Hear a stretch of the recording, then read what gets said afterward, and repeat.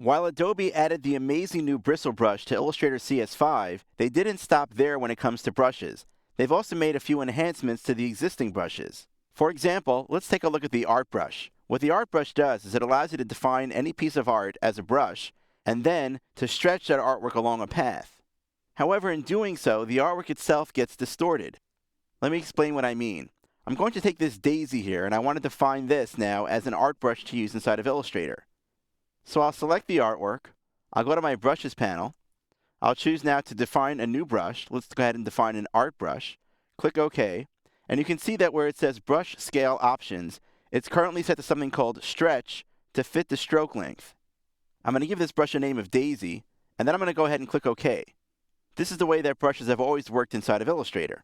If I now take my paintbrush tool, with that Daisy brush selected in my brushes panel, I can now go ahead here and start to click and drag and draw some of these. And you can see that as I draw really long strokes or short ones, the art itself is stretched along that path, in effect distorting the entire piece of art.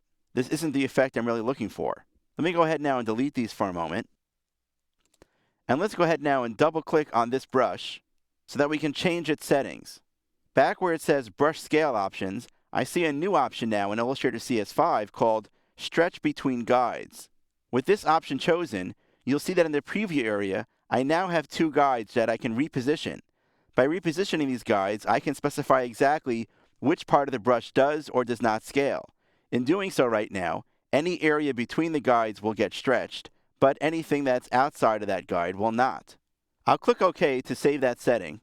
And now once again, I'll use my paintbrush tool to draw a few daisies on my screen. And you can see that no matter how long or how short I make these daisies, the artwork itself is only being distorted in the areas that I've specified. Most notably, the daisy itself always remains constant, but the stem itself stretches as necessary. Let's do the same thing with this tulip over here. I'm going to go ahead now and select that artwork. I'll go to the brushes panel, create a new art brush, click OK, choose stretch between guides, and now I just want to be careful that I actually position the guides right beneath the petals here of the tulip. And I also want to come high enough over here on this guide so that I still leave the bottom part here intact of this leaf. So just this part of the stem is going to be stretched. Now when I click OK, I can choose the paintbrush tool and then come back onto my artboard and start drawing some tulips on the screen.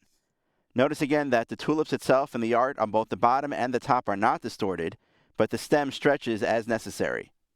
With this new ability to be able to define which parts of an art brush do stretch and get distorted, you can easily take advantage of the power of the art brush.